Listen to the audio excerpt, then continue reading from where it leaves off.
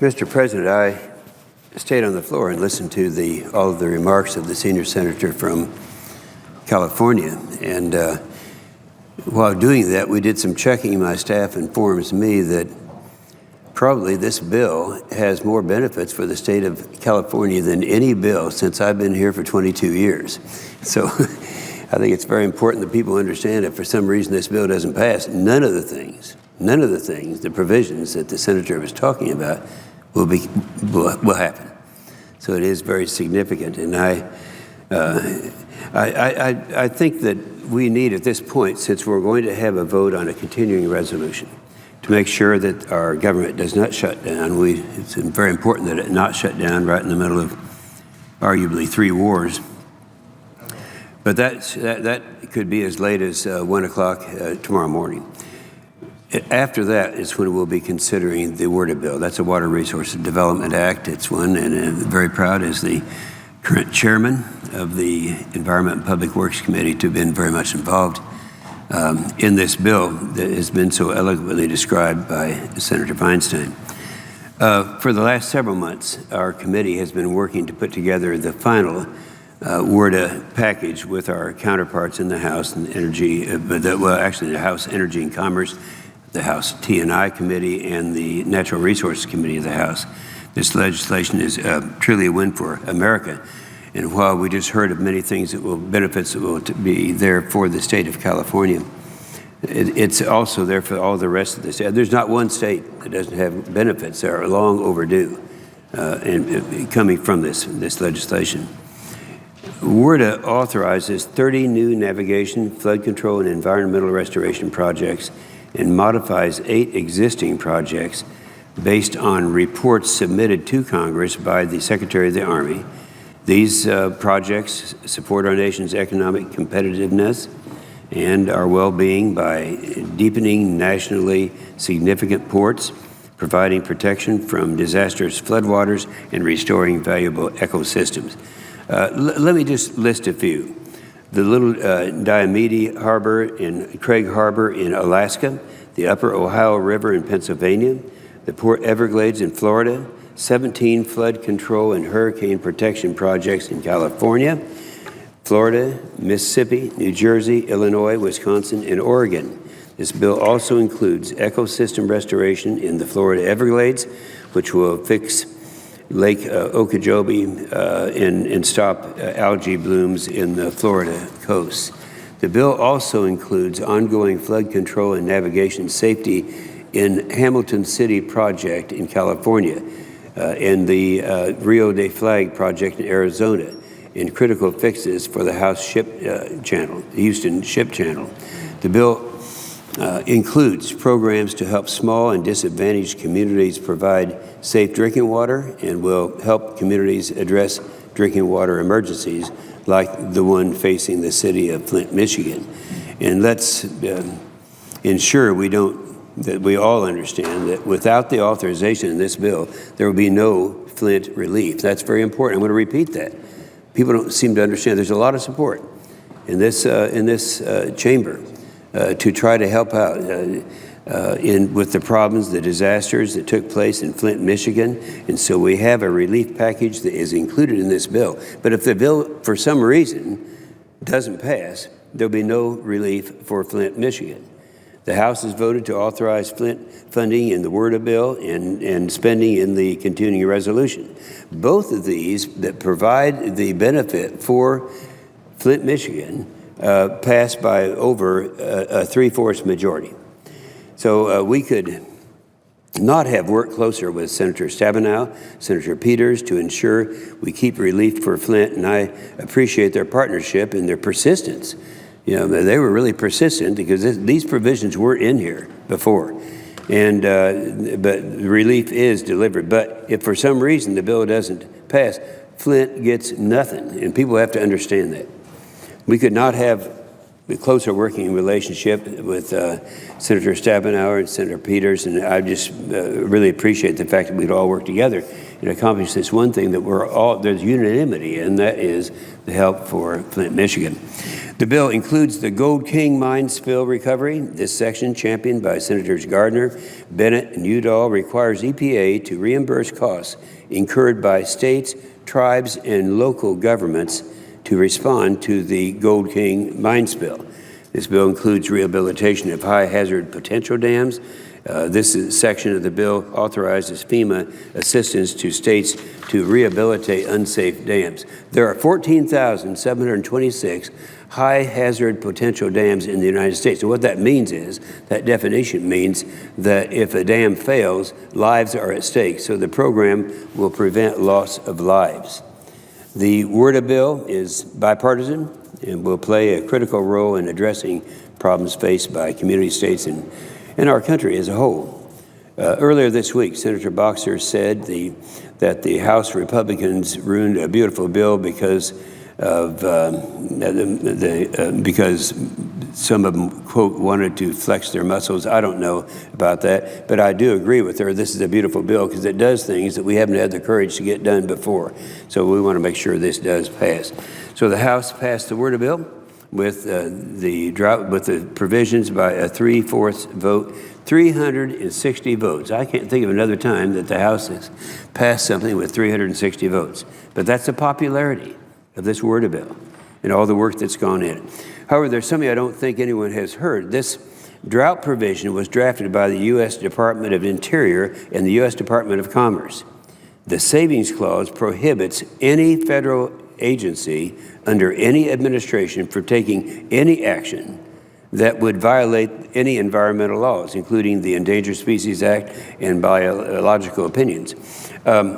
So don't, just take my word for it. Ask Senator Feinstein. She articulated this very well, but people have to realize this came from the Department of Interior and the Department of Commerce. This is not something that's stuck in there by the committee. Now, we've heard claims that these operational provisions would violate environmental laws. Let's look at the actual text. Under this section, 4001, any operations to provide additional water supplies can only be implemented if they are consistent with the applicable biological opinions and only if the environmental effects are consistent with effects allowed under the Endangered Species Act, the Clean Water Act, and the California Water Quality Control Act. So Section 4002 and Section 4003 reiterate the requirement to comply with the smelt biological opinion and the salmon biological opinion. Senator Feinstein also covered that. Finally, Section 4012 includes a savings clause written by the U.S. Department of Interior and the Department of Commerce that ensures that the entire subtitle must be implemented in accordance with the Endangered Species Act or the smelt and salmon biological opinions. So that is significant, and that I think documents well enough that all of these environmental provisions are complied with. Now, how I would rather spend my time on the floor is talking about the positive things in the bill, because there's much more to say. Coal-ash state permitting, that's coal-ash state permitting. It's something that has been desired for a long period of time. It's finally allowed in this bill. SPCC, that's spill relief for our nation's small farmers, is included thanks to Senator Fisher. And that provision is not just good for her state, it's certainly good for my state of Oklahoma. To say that this violates environmental law and regulations is simply not the case. So many senators have contributed to this piece of legislation, and there is literally crucial infrastructure and accomplishments in every state contained in this bill. And let me just repeat, it's very important because there's been a lot of discussion about what has happened in Michigan. If the bill is not passed, Flint, Michigan gets nothing.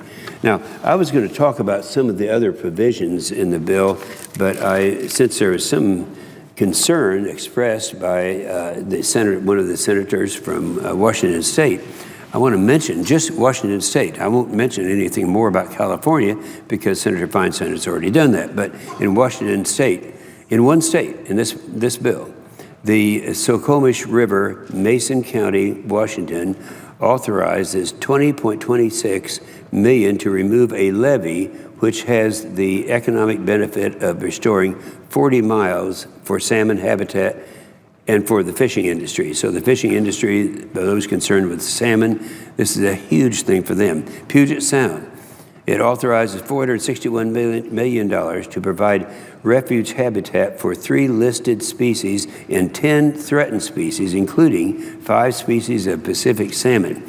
The project is part of the Puget Sound Chinook Salmon Recovery Plan in this bill in Washington State.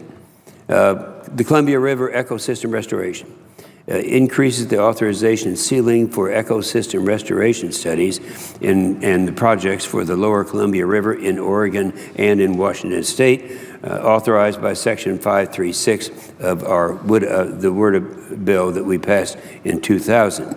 Watercraft inspection stations, Columbia River Basin, clarifies that the watercraft inspection stations to protect the Columbia River Basin from the invasion species may be located outside the basin if that is necessary to prevent introduction of invasive species.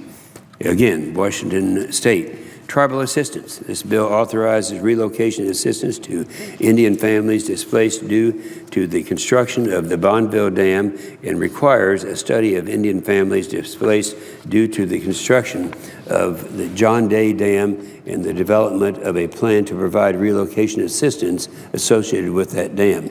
Additional measures at Donors Point and Energy Transfer Ports. This section permanently extends the authority to provide additional funds for donor ports and energy transfer ports. Harbor deepening aligns the cost share for construction of harbors with the change in WRDA 2014 modified the cost share for maintenance of harbors, a huge thing and certainly a great benefit for the state of Washington. Implementation guide. It requires the Corps to issue guidance to implement Section 2102 of WRDA 214 relating to maintenance of emerging ports and Great Lakes ports. Columbia River Ecosystems Restoration increases the authorization ceiling for ecosystems restoration studies and projects for the lower Columbia River in Oregon and Washington, authorized in Section 536 of WRDA 2000, the last WRDA that we passed. Watercraft inspection stations, Columbia River Basin clarifies that the watercraft inspection stations to protect the Columbia River Basin from invasive species may be located outside of the basin if that is necessary to prevent introduction of invasive species. The oyster aquacultural study requires the GAO to study the different regulatory treatment of oyster hatcheries across the core districts. Now, everything I mentioned was in Washington State. And so, you know, this, and yet I could go state by state, but there certainly isn't the time. I would remind my colleagues that the next vote that takes place, everyone's been concerned about, and is going to pass, and is going to pass to stop us from having to shut down government. But after that is when we're going to bring up the bill that we've been talking about all day today, that the senator from California was talking about. And it's something that, as I know that we've only been working on it for about a year, but we've been working on some of the projects in there for as long as 3 years. So this is the chance to get it all done. Now, if something happens we don't do it, none of the stuff we're talking about are going to take place. And certainly all the efforts that Senator Stabenow and I have talked, and Senator Peters, about in Michigan, the problems they're having up there. That's not going to happen. There's going to be no help for Flint, Michigan, if for some reason this doesn't. I have no reason to believe that it's not going to pass. I believe it is, but I have to stress the significance of this legislation. And with that, I yield the floor.